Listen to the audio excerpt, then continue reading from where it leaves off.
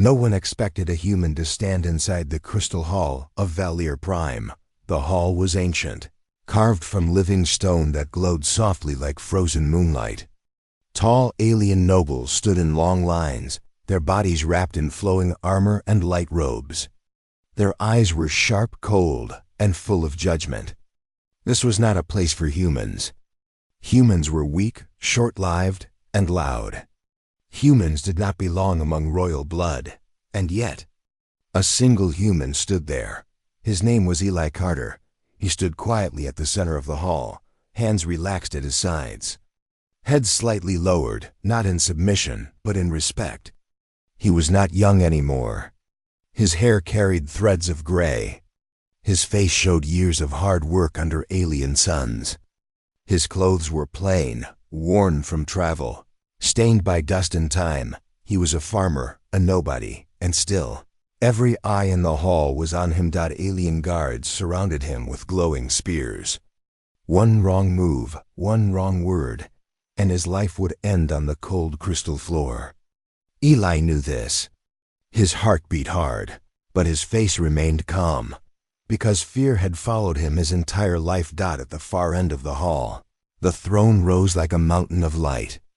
Upon it sat Princess Salith of Valir, ruler by blood and destiny.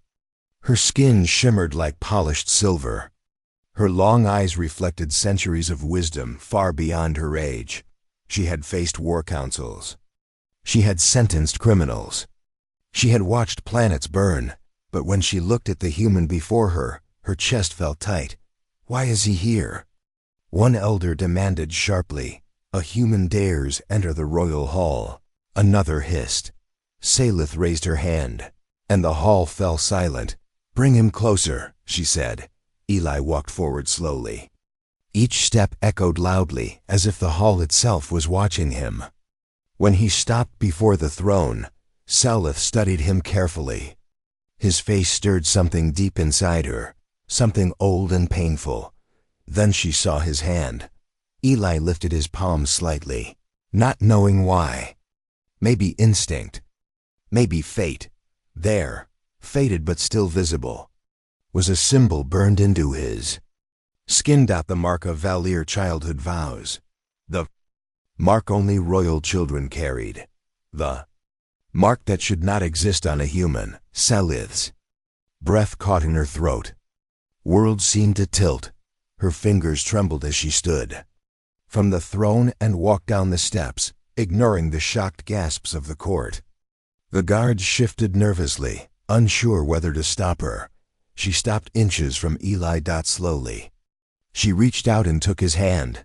The hall exploded into whispers. This is impossible. That mark was lost decades ago. No human could bear it. Salith barely heard them. Memories flooded her. Mind-blue forests, moonlit leaves. A small human boy crying quietly so no one would hear. A hand pressed against hers. A promise made in fear and hope. Her voice came out soft, almost broken. Why did you come back after all these years? She asked. Eli met her eyes. For a moment, he did not speak. His throat tightened. He had practiced many answers during his journey. None of them felt right now. I didn't know why, he said finally. His voice was steady, but heavy. I only knew I couldn't stay away. Salith swallowed hard. You were sent away, she said. Your memory was sealed. You should have forgotten everything. Eli nodded. I did forget, he said. But forgetting doesn't erase pain. It only hides it. He slowly pulled his hand back, curling his fingers into a fist. I've carried this mark my whole life, he continued. Doctors said it meant nothing, that it was just scar tissue. But every time I looked at it, I felt like something was missing. The elders shouted for his arrest. Enough! One cried. This human threatens royal purity. Salith turned sharply. He threatens nothing, she said coldly. He stands here because I called him. The hall went silent again. She looked back at Eli, her eyes no longer cold, but full of questions and regret. After all these years, The past had returned, and it had returned in the form of a human who refused to disappear. 25 years ago, a human boy fell from the sky of Valier Prime. The planet was quiet that night, the forests glowing softly with bioluminescent plants. The moon hung low and wide in the violet sky, painting the world in silver and blue. A small human pod burned through the atmosphere, streaking like a falling star before crashing deep into the forbidden moon forest. Inside was Eli, only 12 years old. His colony ship had been destroyed by space pirates. One moment he was flying toward safety. The next he was tumbling through darkness, screaming for help. When he hit the forest floor, he was unconscious, his body bruised and broken, his pod smoking and cracked. It was Salith, a child princess herself, who found him. Her small hands shook as she knelt beside him, unsure whether to touch or run. Her heart told her to hide, but her eyes refused to look away from the boy's fragile face. His lips moved softly, calling for someone she could not know, someone far away. For days, she returned to him secretly. She brought water and food. She cleaned his wounds, whispered words of comfort she barely understood, and shielded him from patrolling guards. The forest became their sanctuary. Eli began to trust her slowly. At night, he would murmur stories of his home, of stars and oceans he would never see again. Salith would listen, hiding behind trees, afraid anyone would see. But the world of Valier was not gentle to humans. Scouts discovered Eli. They dragged him back to the capital, shouting that the human boy was a threat, an invader who could not be allowed to live. The elders demanded his execution. Salith could not let it happen. She ran forward, placing herself between the boy and the guards, small but unyielding. "If you take him, you must take me too," she screamed. Her voice was raw, trembling with fear and courage. The court hesitated. The elders were shocked by a child's defiance. In the end, they chose a dangerous compromise. They erased Eli's memory with a mind seal and returned him to the stars. He would live, but forget everything, including the girl who saved him. Before he left, Salith pressed her palm to his. A secret symbol burned faintly into his skin, the mark of Valier childhood vows. A promise that only the one who gave it could recognize. "One day, we will meet again," she whispered, tears sliding down her cheeks. Eli did not understand, could not remember. But the mark remained. Years passed. Eli's pod drifted through space until it reached human worlds. He grew up without a past, without a home, without answers. Doctors and psychologists said the dreams he remembered were just imaginary. Humans told him to forget, to move on. But something deep inside refused to disappear, the mark, the feeling of being seen. The memory of a silver-eyed girl he did not know but somehow loved. And now, decades later, he stood in the crystal hall of Valier Prime. The mark on his palm glowed faintly in the alien light. Princess Salith stared at him, her own eyes wide with recognition, with grief, and with hope. She had not expected him to survive. She had not expected him to return. But here he was. The boy who fell from the sky had grown into a man. And he had come back for reasons that neither of them could yet understand. After leaving Valier Prime, Eli's life became a series of quiet struggles and small victories. He grew up on a remote human colony, a dusty settlement on the edge of space. No one there knew of Valier. No one understood the strange dreams that haunted him every night, dreams of silver eyes, glowing forests, and a hand pressing against his own. Doctors said it was trauma, that he imagined it all. But the mark on his palm never faded.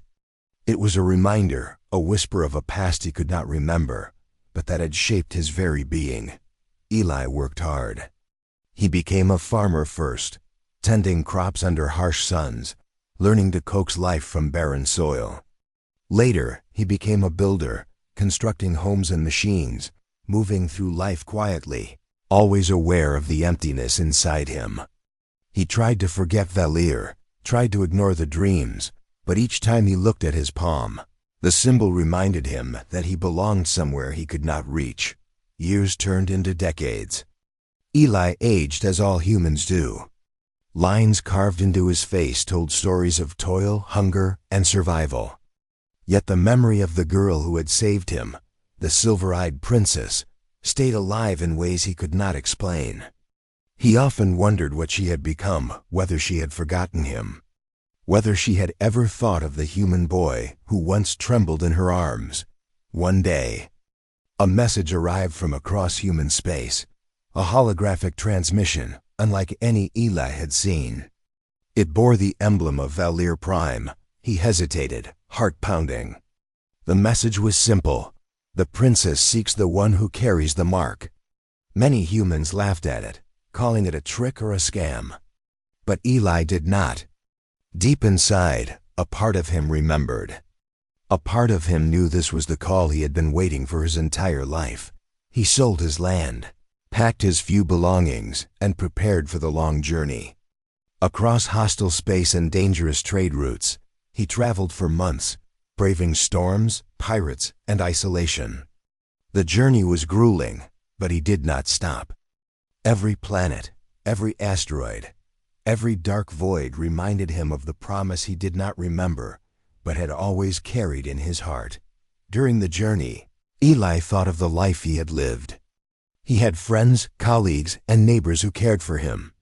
Yet, none of them had ever touched the emptiness inside him. None of them had asked why he woke screaming from dreams of a silver-eyed girl and a forest that glowed like fire under moonlight.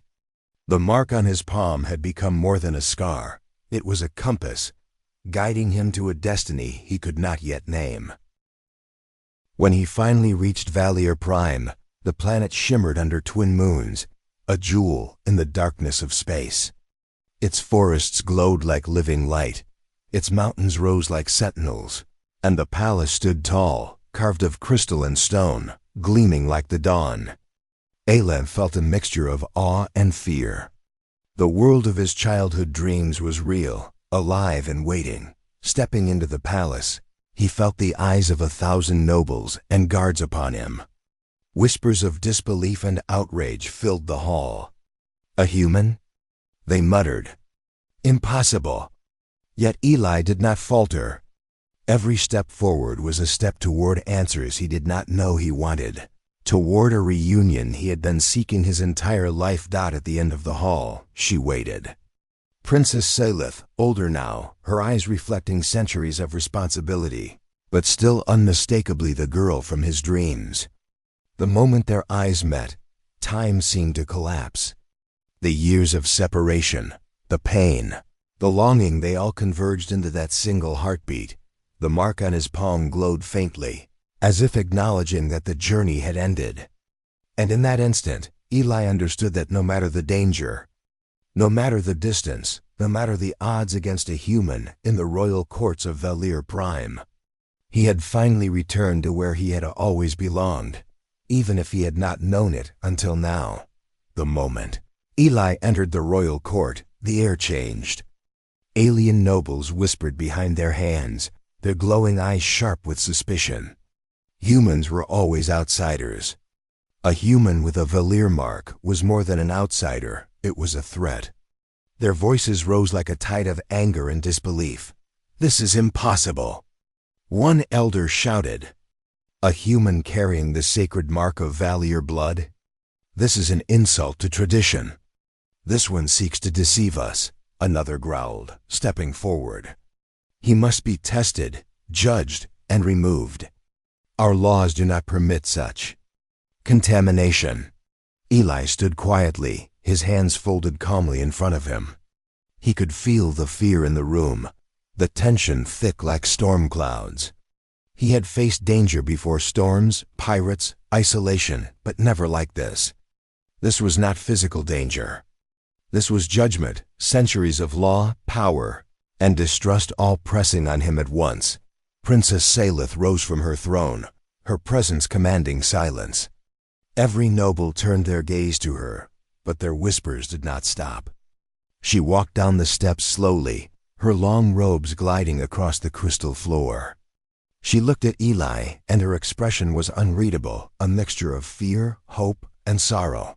"He threatens nothing," she said, her voice firm and unwavering. "He comes here because I called him.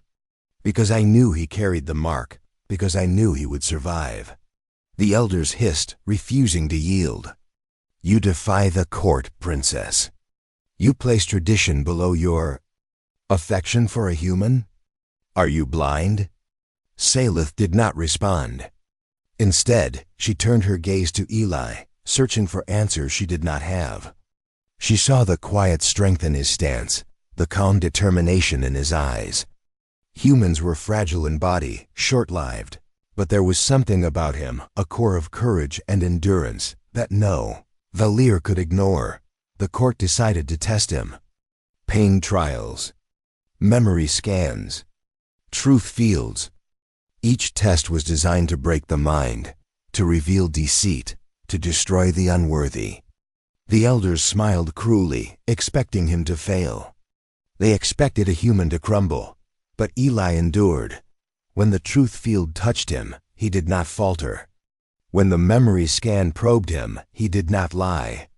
When the pain trial struck, he did not scream. The hall fell silent. Even the nobles could not hide their shock.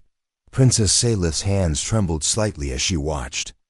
The boy she had saved, no, the man he had become, was standing before her. Not asking for power or wealth, not demanding justice. Only facing what the universe had placed in front of him with courage she had rarely seen. "You endure because you must," she whispered quietly so only he could hear. "You endure because humans do not leave their own behind." Eli met her gaze, a faint sad smile on his lips. "I endured because someone believed in me," he said softly. "A long time ago, someone saved me when I had no right to be saved. I could not forget that. And I could not stay away." The hall remained tense, but something had shifted. The court no longer saw only a fragile human. They saw a man who had walked through fire, who had faced the impossible, and who had returned. For the first time, whispers of doubt and fear mixed with awe. The elders could not deny the truth before them. And Princess Salith, for the first time in decades, allowed herself to hope Eli had returned. Not as a boy, not as a pawn of fate, but as a human who had endured everything, who had survived the impossible, and who had come back to the place where he belonged. That night, the palace was quiet. The glow of the twin moons filtered through the tall crystal windows, painting the hallways in soft silver light. Everyone had left except Eli and Princess Salith. The court had retired, uneasy with the presence of a human who refused to bend to tradition. Guards patrolled the corridors silently, but even their eyes held a hint of curiosity. Something was unfolding that no one had expected. Salith led Eli to the moon garden, a place where glowing flowers bloomed under the moon's light. The air smelled sweet, earthy, and alive, carrying the soft hum of alien insects. It was a sanctuary, a place for quiet truth. Here, words could be spoken that the world might not yet be ready to hear.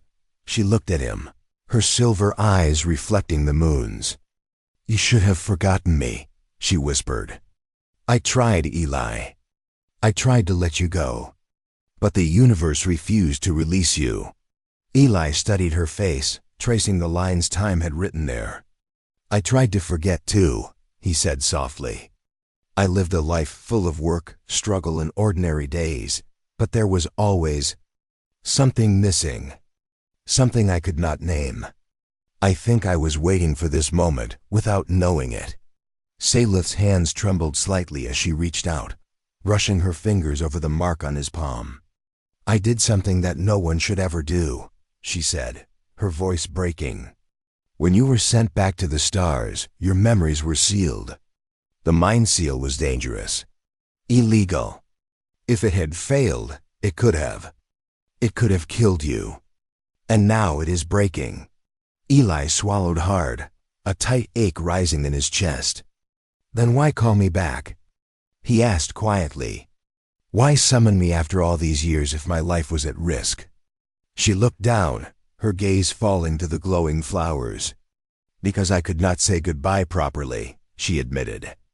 I could not let the past end without seeing you again. Without telling you. Without making sure you lived. I feared that the human who had once been a boy in my forest would disappear completely, leaving only a ghost in my memory. Eli knelt beside her, his hands resting over hers. The mark on his palm glowed faintly, pulsing like a heartbeat. Then I am glad I came back, he said softly. Not for the court, not for power, not for revenge, but for you. No one should face the end alone. And I could not face mine without seeing you once more. Tears welled in Salith's eyes. She had faced wars, rebellion, and the death of entire worlds. But nothing had shaken her like this moment. The truth of her own fear, her hope, and the fragile, enduring life of a human who had survived against all odds. Eli's voice was gentle, steady, full of a calm strength that humans carried in their hearts. I have lived a life without answers, without memory, without knowing why I felt this emptiness. But I found you again. And sometimes, that is all a life needs to make sense. Salith reached out, pressing her palm against his, the mark connecting them in ways the mind could not erase. I called you back to say goodbye, she said. But now, I do not think I want to say goodbye at all. He smiled faintly, a mix of relief and exhaustion. Then we will not, he said. We will face whatever comes together. Humans endure. I endured, and now, I will stay. The moonlight wrapped around them, and for a moment, the past and present merged. The dangers of the court, the weight of tradition, the fear of the mind seal, all of it melted in the quiet truth between them. Eli had returned. Salith had waited. And for the first time in decades, the princess allowed herself to hope that some promises, no matter how impossible, could last a lifetime. The next morning, chaos erupted in the Crystal Hall. The elders and nobles could not ignore Eli's presence any longer. They demanded his immediate removal, claiming he defied every law, every tradition, every expectation of what a human or anyone should be. The court's anger crackled in the air like lightning, and for a moment, it seemed as if the hall would erupt into violence. But then, the sky above Valier Prime filled with ships. Not military vessels, not elite fleets of soldiers, but small, rugged human craft from distant colonies. Farmers, traders, medics, engineers, people Eli had helped in countless ways across his life. They had answered his call before he even knew he had made one. Some had received messages. Others had felt the instinctive pull to come. And now they were here. The Valier guards tensed, unsure of what to do. The elders stared in disbelief. Never before had humans shown such unity, such loyalty, such courage. This one is ours, a human captain said firmly, stepping forward. And we do not abandon our own. Ailey watched silently as they spread through the palace grounds, forming a protective line between him and the court. Each human carried nothing more than tools, a few weapons, and an unwavering determination. They were fragile, short-lived, and far weaker than the Valier guards, but they were united in a way the aliens could not understand. Their strength was not in their bodies, but in their hearts. Princess Salith watched from her balcony, her eyes wide with awe and hope. The human's loyalty reflected something deep in her, something she had almost forgotten: the endurance, the courage, and the unbreakable spirit of a species that seemed small and fleeting, but held a force that could move worlds. The elders called for violence, but hesitation had replaced certainty in their ranks. How could they strike humans who would not flee, who refused to abandon their own, who faced impossible odds without fear? Doubt crept into the council chambers, breaking centuries of rigid law. Eli stepped forward, raising his hands. I never asked anyone to come, he said softly, his voice calm but filled with authority. I never asked for this. But I am not afraid. And neither are they. Humans endure. We fight for those we care for those who have touched our lives, for those who cannot stand alone. And now I will not stand alone." The Valir elders recoiled at his words. They could not understand such loyalty, such courage. In their world, power and tradition ruled above all. But humans had no such code. Their bonds were invisible, unmeasurable, yet stronger than any law, stronger than fear, stronger than 1,000 armies. The crowd of humans pressed closer, standing unwavering as the elders demanded retreat. And then, one by one, the Valir nobles and guards stepped back, realizing they could not force a human to leave, could not break the unity that had formed here. Ayla's presence alone, combined with the loyalty of countless humans, had changed the balance of power. Princess Salith descended to join him. Her hand found his, the mark on his palm glowing faintly once more. She looked at the humans around him and then back at Eli. "They came for you," she said softly, almost in disbelief. "They came because of you." Eli nodded. "Humans do not leave their own," he said simply. "Not when they can help, not when they can fight, not when it matters most. That is who we are. That is why I endured. That is why I returned." For the first time, the court of Valir Prime understood that the human before them was not merely a fragile outsider.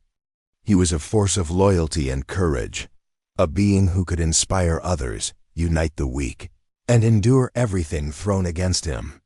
The elders had tried to erase him, tried to destroy him, tried to remove him from their world. But humans did not leave their own. And now Valir Prime would witness it. Eli breathed in the alien air, the quiet hum of the palace, and the presence of those who had come for him. For the first time, he felt truly seen, truly safe, and truly at home, not on any planet, not among any rules, but in the bonds that humans created. Bonds that could outlast memory, tradition, and even fear itself. Months passed after the arrival of the humans who had come for Eli. Valir Prime slowly began to adjust to the impossible truth that a human, fragile and short-lived by their standards, had returned, endured every test, and survived against all odds. The court had retreated into cautious silence, the elders murmuring among themselves, unsure how to judge someone who had already defied centuries of law. Yet for Eli, none of that mattered anymore. The trials were over, the dangers faced, and he had finally found the one person who had haunted his life since childhood.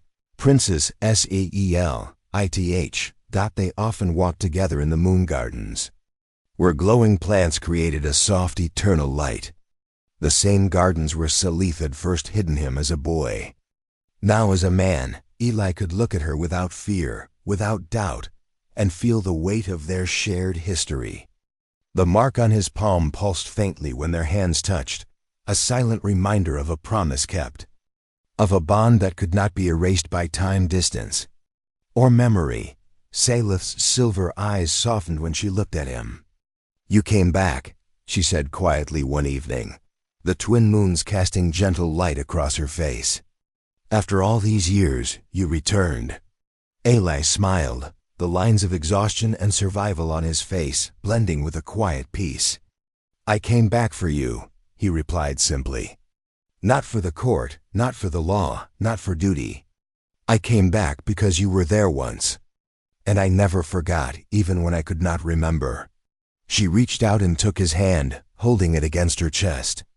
The mark seemed to glow brighter in their connection, no longer a mystery, but a symbol of choice, of enduring love, and of a promise fulfilled. "I thought I lost you," she admitted, her voice trembling. "I thought I would never see you again." "You never lost me," Eli said. "I just had to find my way back." For the first time, they were free of fear. Free of the court's judgment, free of the laws that had tried to erase him, free of the mind seal that had once threatened his life. Humans endured, and now Eli had proven it. He had returned, And he had survived, not because he was strongest or fastest, but because he refused to leave behind those he cared for, because he held on to hope, and because he believed in the bonds that outlasted everything else. Salith rested her head on his shoulder, and for a long moment, the past and present seemed to merge. The forests of his childhood dreams, the moonlit nights of Valir Prime, the struggles and loneliness of his human life, all of it had led to this single moment of peace. And in that moment, they understood that survival was not measured in strength alone, but in loyalty, love, and the courage to return when it mattered most. Eli looked out at the alien horizon. The glowing forests, the moons reflecting in the crystal towers, and felt a deep, quiet pride. Humans were not the longest-lived species. They were not the most powerful. They were fragile. But when a human made a promise, they kept it. And when a human returned, it was not just for themselves. It was for those they cared for, those they could not leave behind. Salith raised her head, her silver eyes shining with emotion. "So you stayed," she said softly, almost as if asking for confirmation. "I stayed," Eli replied. "Because humans endure. Because I endure. Because some promises cannot be broken, no matter how impossible they seem." The mark on his palm glowed one last time, a soft, steady pulse that echoed the beat of his heart. It was no longer a mark of a forgotten past, but a symbol of love, courage, and the endurance of a human spirit that refused to fade. And in the quiet glow of Valir Prime, two lives once separated by worlds, by species, by fate itself, finally converged. The promise made decades ago in a forest under moonlight had been kept. Eli had returned. And this time, he would never leave. Humans endured. And some promises lasted forever.